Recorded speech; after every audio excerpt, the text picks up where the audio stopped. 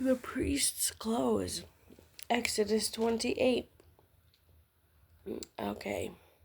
And take thou unto thee Aaron thy brother and his sons with him from among the children of Israel, that he may minister unto me in the priest's office, even Aaron, Nadab, and Abihu, Eleazar, and Ithamar, Aaron's sons. And thou shalt make holy garments for Aaron thy brother, for glory and for beauty. And thou shalt speak unto all that are wise-hearted, whom I have filled with the spirit of wisdom, that they may make Aaron's garments to consecrate him, that he may minister unto me in the priest's office. And these are the garments which they shall make: a breastplate, and an ephod, and a robe, and an embroidered coat, a mitre, and a girdle. And they shall make holy garments for Aaron thy brother and his sons, that he may minister unto me in the priest's office. And they shall take gold, and blue, and purple, and scarlet, and fine linen. Now that's 1 through 5, and there's a key that says, see note on Exodus 32, 25 through 29, concerning the priesthood.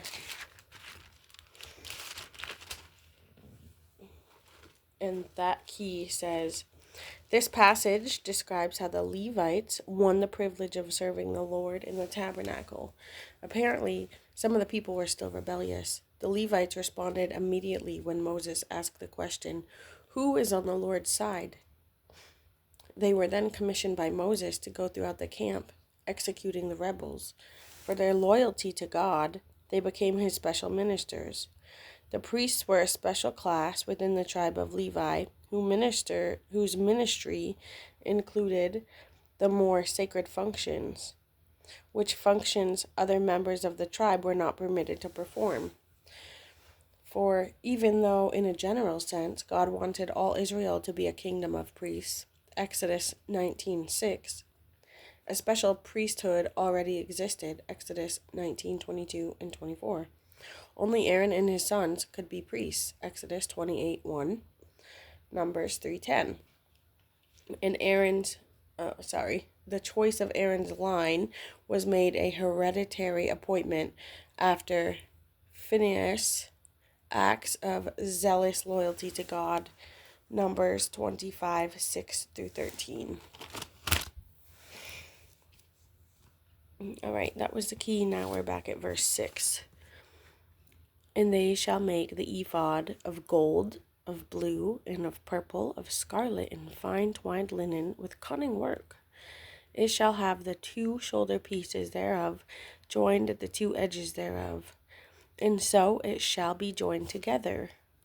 And the curious girdle of the ephod, which is upon it, shall be of the same according to the work thereof, even of gold, of blue, and purple, and scarlet, and fine twined linen.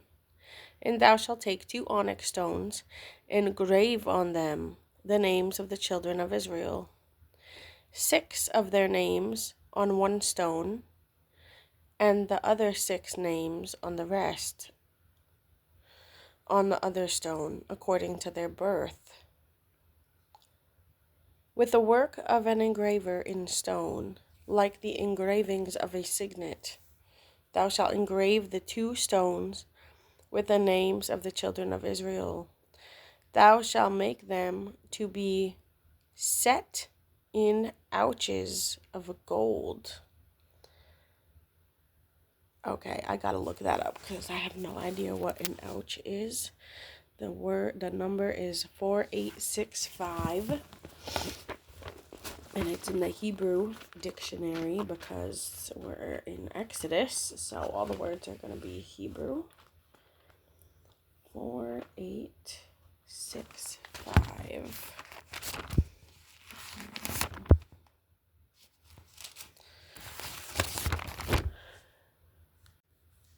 All right, it's a setting of a gem. 4865. Mishbetza from 7660. A brocade.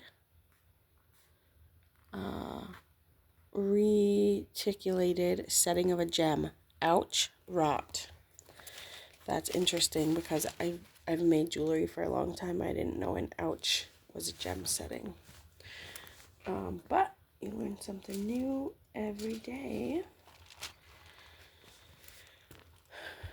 Now I gotta find my place again.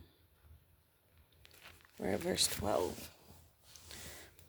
Oh, and so the ouches are of gold. Now we're at verse 12. And thou shalt put the 2 stones upon the shoulder of the ephod for stones of memorial unto the children of Israel. And Aaron shall bear their names before the Lord upon his 2 shoulders for a memorial. And thou shalt make ouches of gold, and 2 chains of pure gold at the ends. Of wreathen work shalt thou make them, and fasten the wreathen chains to the ouches. And thou shalt make the breastplate of judgment with cunning work. After the work of the ephod, thou shalt make it of gold, of blue, and of purple, and of scarlet, and of fine twined linen. Thou shalt make it 4 square, it shall be, being double. A span shall be the length thereof, and a span shall be the breadth thereof. And thou shalt set in it settings of stones, even 4 rows of stones. The first row shall be a sardius, a topaz, and a carbuncle. This shall be the first row. And the second row shall be an emerald, a sapphire, and a diamond. And the third row, a ligure, an agate, and an amethyst. In the fourth row, a beryl, and an onyx, and a jasper. They shall be set in gold in their enclosings. And the stones shall be with the names of the children of Israel, 12 according to their names, like the engravings of a signet. Every one with his name shall they be according to the 12 tribes. And thou shalt make upon the breastplate chains at the ends of wreathen work of gold, of pure gold. And thou shalt make upon the breastplate 2 rings of gold, and shalt put the 2 rings on the 2 ends of the breastplate. And thou shalt put the 2 wreathen chains of gold in the 2 rings which are on the ends of the breastplate.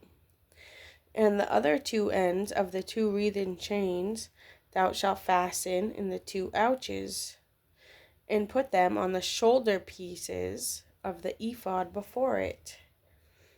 And thou shalt make 2 rings of gold, and thou shalt put them upon the 2 ends of the breastplate in the border thereof, which is in the side of the ephod inward.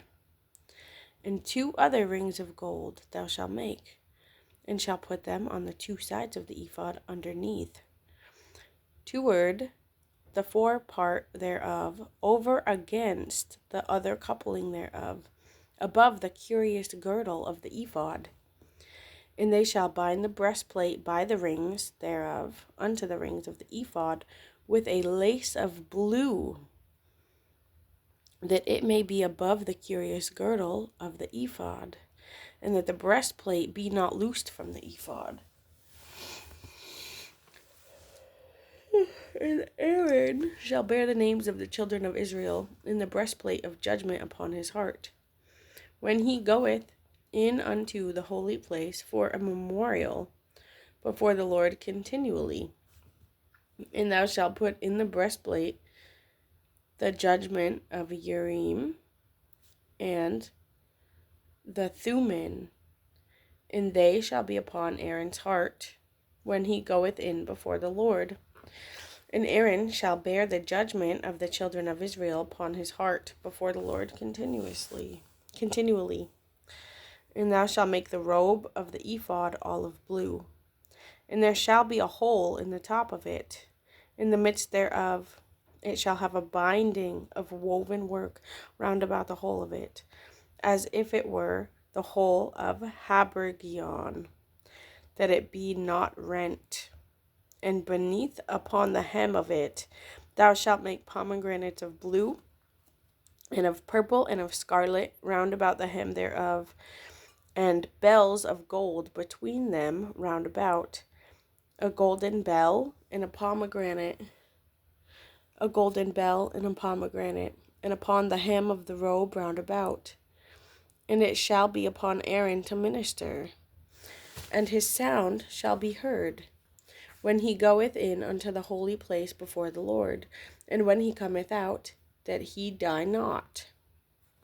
And thou shalt make a plate of pure gold, engrave upon it, like the engravings of a signet, holiness to the Lord. And thou shalt put it on a blue lace, that it may be upon the mitre, upon the forefront of the mitre it shall be. And it shall be upon Aaron's forehead, that Aaron may bear the iniquity of the holy things, which the children of Israel shall hallow in all their holy gifts. And it shall be always upon his forehead, that they may be accepted before the Lord. And thou shalt embroider the coat of fine linen, and thou shalt make the mitre of fine linen, and thou shalt make the girdle of needlework. And for Aaron's sons thou shalt make coats, and thou shalt make for them girdles, and bonnets shalt thou make for them, for glory and for beauty. And thou shalt put them upon Aaron thy brother, and his sons with him, and shalt anoint them, and consecrate them, and sanctify them, that they may minister unto me in the priest's office. And thou shalt make them linen breeches to cover their nakedness. From the loins even unto the thighs they shall reach. And they shall be upon Aaron and upon his sons, when they come in unto the tabernacle of the congregation, or when they come near unto the altar to minister in the holy place, that they bear not iniquity and die. It shall be a statute forever unto him and his seed after him.